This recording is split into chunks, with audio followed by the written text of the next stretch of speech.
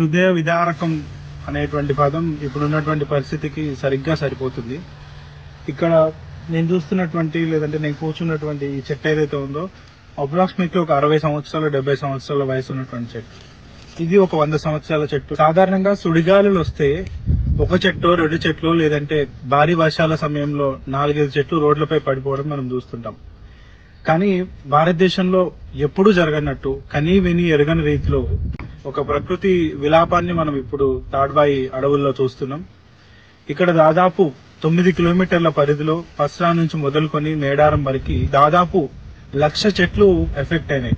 కొమ్మలన్నీ విరిగిపోయి కొన్ని చెట్లు మధ్యలోకి చీల్చుకొని ఉన్నటువంటి దుస్సంఘటనని మనం చూస్తున్నాం. ఇన్ని వేల చెట్లు పెరగడానికి మళ్ళీ ఎన్ని సంవత్సరాలు పడుతుందో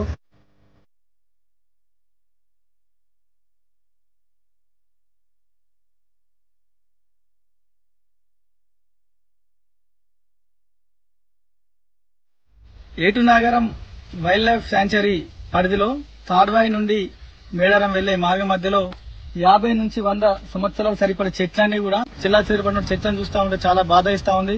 దగ్గరలో ఉన్నటువంటి విలేజ్ లో సుమారు ఒక 15 ఇళ్ల పైకప్పు భాగాలన్నీ కూడా పోవడం జరిగింది. వారికి అందరికి కూడా ప్రభుత్వం తరఫున మంచి సాయం అందించాలని మనస్ఫూర్తిగా కోరుకుంటూ ఫారెస్ట్ డిపార్ట్మెంట్ వారి అధికారులంతా కూడా ప్లాంటేషన్ చేయాల్సిందిగా కోరుతున్నాం.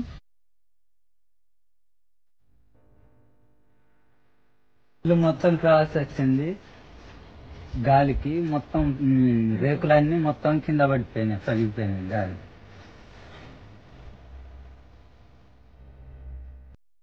రాత్రి 3 గంటలు 4 గంటల ప్రాంతం చెప్పుకుంటే వచ్చి వెళ్ళిపోయింది.